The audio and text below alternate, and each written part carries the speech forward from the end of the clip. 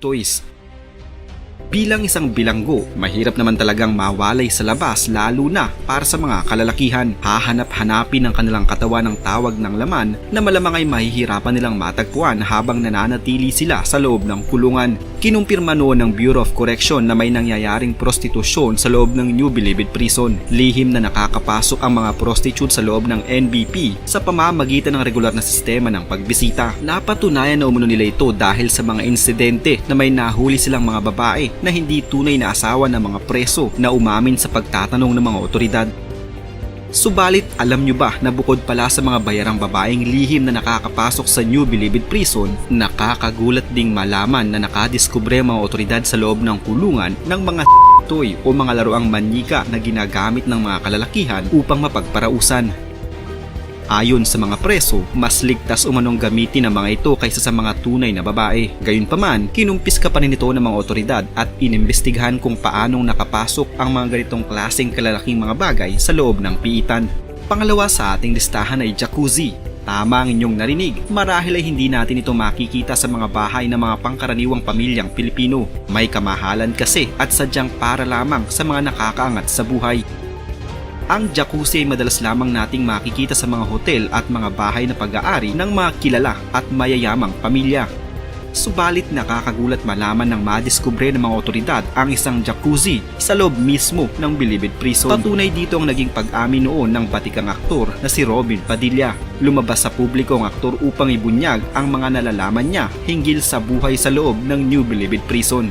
Matatandang na malagi noon si Binoy sa Bilibid ng higit sa 3 taon dahil sa kasong illegal possession of firearms.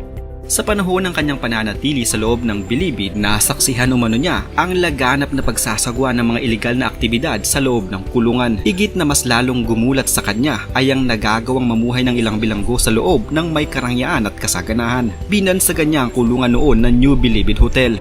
Dahil kahit kasi sa mismong loob nito ay maaari mong maranasan ang ilang pagpaparelax na mararanasan mo lamang sa loob ng isang tunay na hotel. Isa na nga rito ang pagkakaroon sa loob ng kulungan ng isang jacuzzi na ginagamit ng mga mayamang preso kasabay ng pag-inom ng red wine habang nakikinig ng musika. Pangatlo sa ating listahan ay ang sauna at aircon. Mapapawaw ka na lang talaga sa mga mayamang bilanggong nakakulong sa New Bilibid Prison. Kung ang maraming mga preso ay halos magpatong-patong na lamang at magsiksikan na parang mga sardina sa loob ng selda, kasabay ng napakainit at nakakalapot na panahon na hindi sumasapat ang hangin na nagmumula sa isang lumang electric fan. Akalain mong nakadiskubre ang mga otoridad sa loob mismo ng kulungan ng isang sauna at air conditioning unit. Kapag sinabing maximum security, stricto at mahigpit ang pamamalakad, dapat ay bantay sarado rin ang mga nakakulong. Pero sa loob ng NBP, may mga presong buhay-hari sa loob ng kulungan. Habang ang isang pangkaraniwang Pilipino na nasa labas ng kulungan at malaya ay nagtitiis sa pamaypay at maligamgam na hangin na hatid ng electric fan, ilan sa mga preso sa New Bilibid Prison ay nagagawang gumamit ng sauna para magpapawis at aircon naman sa tuwing maaalinsanganan. Pangapat sa ating listahan ay ang flat screen TV. Marami sa mga pamilyang Pilipino ay kaya lamang makabili ng isang 24 inches na TV na gagamitin nila sa loob ng kanilang mumunting tahanan. Kung minsan pa nga ay kahit 24 inches na TV ay wala din ang ibang pamilya sa sobrang kahirapan ng buhay. Subalit alam nyo ba na may ilang mga preso sa New Bilibid Prison ang tila ayaw magpahuli sa mga bagong balita na nangyayari sa labas at tila may teleseryeng inaabangan gabi-gabi sa telebisyon na ayaw nilang mapalampas.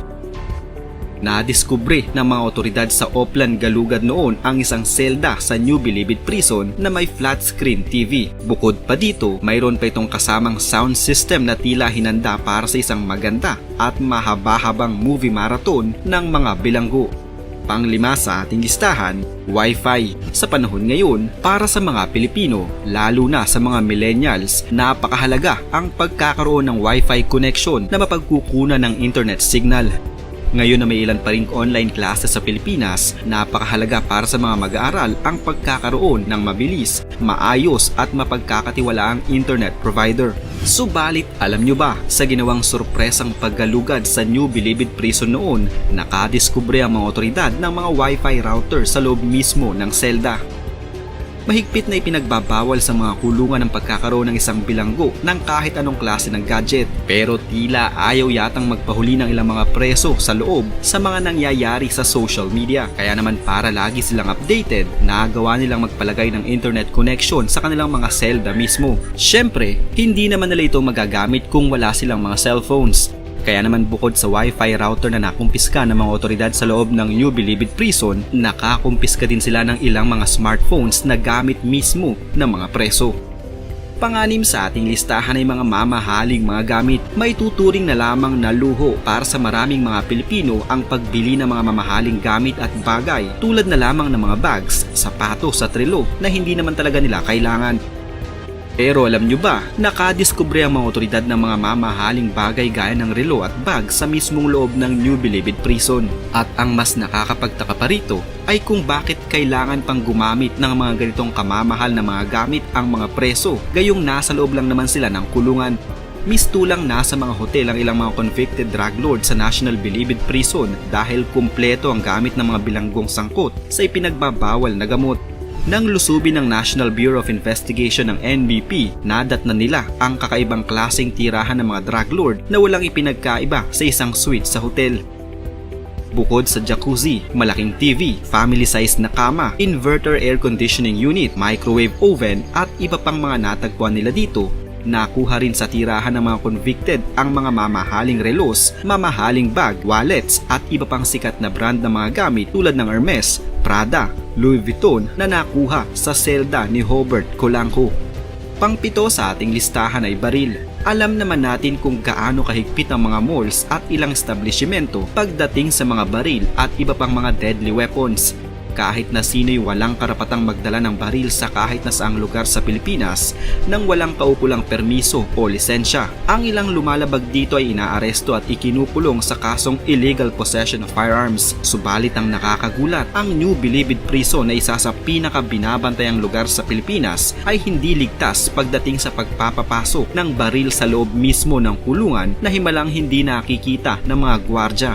Alam naman natin na bawal sa loob ng kulungan ng mga deadly weapons lalong-lalo na ang baril. Subalit ang pagpasok ng mga ito sa loob ng NBP ay isang malaking misteryo at palaisipan. Sa kabila ng paghigpit na ipinatutupad sa New Bilibid Prison, hindi pa rin maubos-ubos ang mga kontrabando sa loob ng nasabing kulungan. Ito'y matapos muling magsagawa ng raid ang mga tauhan ng Special Action Force at Bureau of Correction sa maximum security compound ng bilangguan. Nasamsam sa nasabing raid ang 2 granada, 3 kalibre 45, 22 caliber na baril. Napag-alaman na nakatanggap ng report ang SAF at Bucor na may natitira pang mga armas sa loob ng bilangguan, kaya agad nilang sinalakay ang lugar na nagresulta sa pagkakakumpiska ng mas marami pang mga armas. Isa sa mga pangunahing dahilan at rason sa mga bilanggo sa New Bilibid Prison kung bakit sila nakakulong ay dahil sa paggamit o di kaya pagbebenta ng mga ipinagbabawal na gamot. Subalit sa hindi maipaliwanag na dahilan, bakit nagagawa ng ilan sa mga preso ang makapagpasok ng mga ito sa loob ng naturang bilangguan nang hindi sila nahuhuli ng mga pulis. Nasamsam ng mga kaway ng Bureau of Correction ang 1 kilo ng hinihinalang shabu at mga baril sa ika-21 raid ng Oplan Galugad sa maximum security compound ng New Bilibid Prison sa Muntinlupa City noong taong 2016.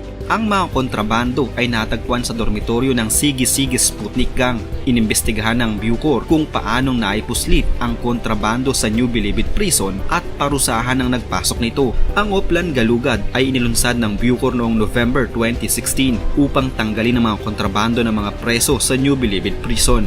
Hindi maubos-ubos ang mga nakatagong baril, bala at patalim sa mga dormitoryo sa New Bilibid Prison. Marami ring nakukuhang shabu, cellphones at mga gadget. Nang salakayin ng mga otoridad ng NBP noong mga nakaraang taon, marami na namang nakuhang matatalas na bagay, TV sets, refrigerators, cellphones at iba pang mga kontrabando.